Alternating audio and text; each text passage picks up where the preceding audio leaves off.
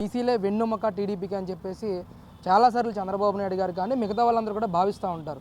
నిజంగా మరి కూటమి అధికారంలోకి వచ్చిన తర్వాత ఈ 9 నెలల్లో బీసీలకి ఏం చేశారు? అసలు బీసీలకి 9 నెలల్లో ఏం చేశారు అనే కంటే బీసీలు మళ్ళీ చైతన్యమయ్యి భయం లేకుండా స్వేచ్ఛగా బయటకు వచ్చి వారి భావాలను వ్యక్తపరుస్తున్నారు. అది చాలా గొప్ప విషయం. మరి ఇంతకుముందు అచ్చెన్నాయుడు గారి దగ్గర నుంచి కొల్లు రవీంద్ర గారి వరకు మాజీ మంత్రులని కూడా చూడకుండా సీనియర్ ప్రజాప్రతినిధులను కూడా చూడకుండా మరి వారు గొంతు నొక్కాడు. మరి బీసీలకు బలం ఎవరు? మాకు ఒక అండగా ఉన్నారంటే అలాంటి నాయకులే. వారిని కూడా అణిచివేశాడు. మరి ఈరోజు అలాంటి పరిస్థితి ఉందా? లేదు. అంతేకాకుండా ఈరోజు బీసీ కార్పొరేషన్స్ పునరుద్ధరించారు. నిన్న 10వ తారీఖు నుంచి బీసీ కార్పొరేషన్ లోన్లు కూడా అప్లై చేసుకోవడానికి అవకాశం ఉంది. ఇంకా బీసీలకి రక్షణ చట్టం కానీ బీసీ మహిళలకు ప్రోత్సాహకాల విషయంలో కానీ బీసీలను ఎన్ని విధాలుగా ఆదుకోవాలో అన్ని విధాలుగా ఆదుకోవడానికి కూటమి ప్రభుత్వం సిద్ధంగా ఉంది. ఆ విషయంలో ఎలాంటి సందేహం లేదు.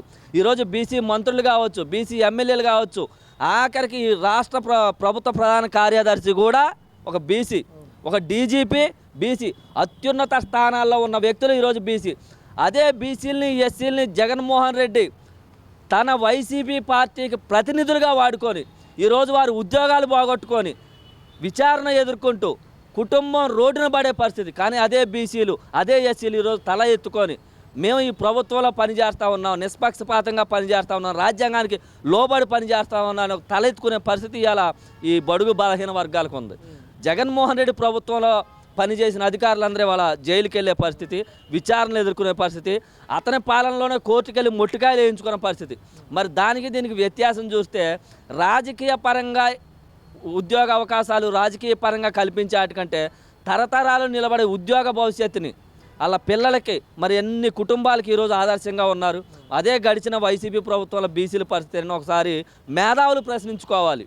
అంటే రాజకీయంగా ఒక అవకాశం వస్తే ఒక 5 టర్మ్స్ ఉంటుంది, లేదా 2.5 years ఉంటుంది. కానీ చదువుకున్న వ్యక్తి ఒక ఉద్యోగం చేసి ఉన్నత స్థానానికి వెళ్తే అతన్ని ఆదర్శంగా చాలా తరాలు ఉంటుంది, కొన్ని తరాల కుటుంబాలు బాగుపడతాయి. మరి అలాంటి బీసీలకు వెన్నుదన్నుగా ఉన్న వ్యక్తి చంద్రబాబు నాయుడు గారు, తెలుగుదేశం పార్టీ, కూటమి ప్రభుత్వం.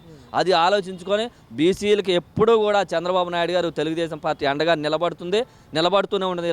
మాలాంటి సామాన్య యువకులు కూడా ఈరోజు ఈ స్థాయిలో ఉన్నారంటే, రాజకీయంగా ఉన్నత స్థానంలో ఉన్నామంటే తెలుగుదేశం పార్టీనే కారణం.